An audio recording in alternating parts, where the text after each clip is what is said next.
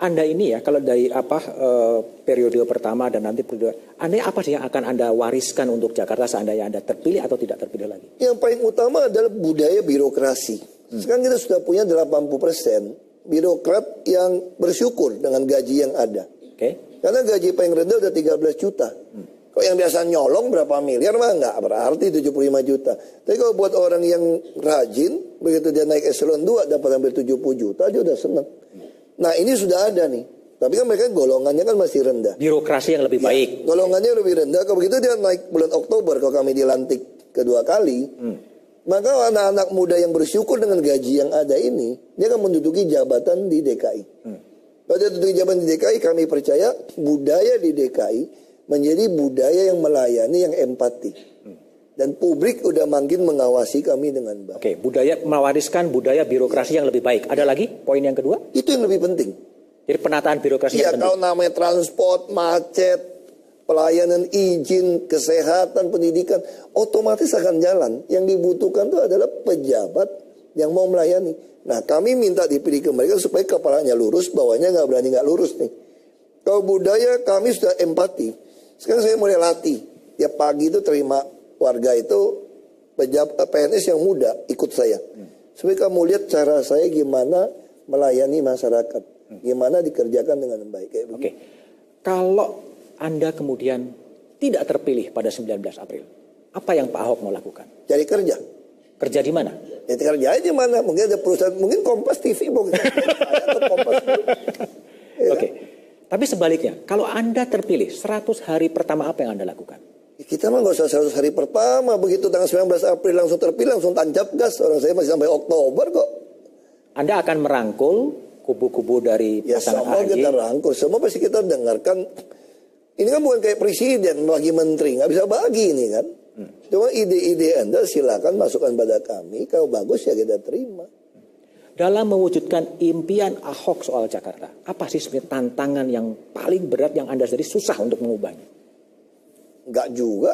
Jadi gubernur DKI nggak ada yang susah kok. Semua sudah ada jelas. Yang penting Anda punya hati melayani. Sama jangan munafik aja udah.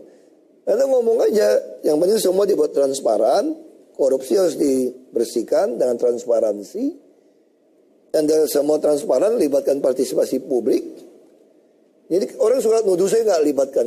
Saya libatkan kok. RPTRA itu dirancang dengan melibatkan partisipasi publik.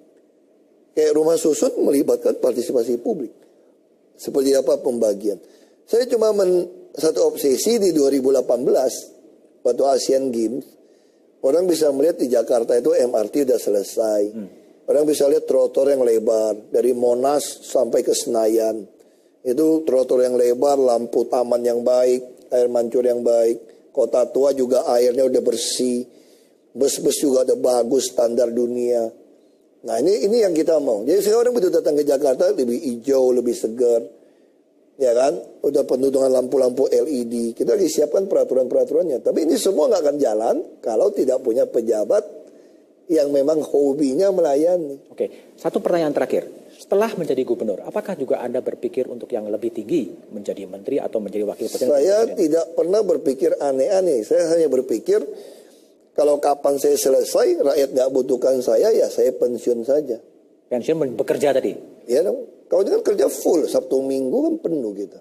Sabtu Minggu bawa pulang 1 koper, 2 koper untuk disposisi. Enak jadi mana sih? Enak jadi anggota DPR atau jadi gubernur?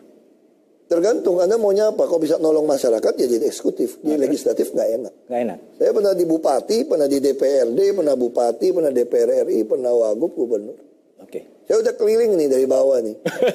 Sudah kaya pengalaman ya? Ya udah pengalaman. Oke, Pak Ahok, terima kasih sekali atas diskusinya pada malam hari ini. Senin depan saya akan mengundang pasangan calon nomor 3, Anies Baswedan. Sebagai petahana, Basuki Cahayapurnama, Jarod Saiful Hadi sudah melakukan sesuatu di ibu kota. Karya nyata sudah ada. Ada yang pro, tetapi ada juga yang kontra.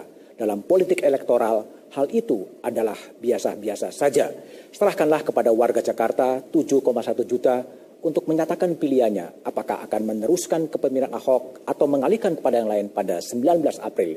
Yang perlu dijaga adalah sebuah proses demokrasi, proses sirkulasi yang tetap damai sehingga Jakarta tetap menjadi barometer politik ibu kota.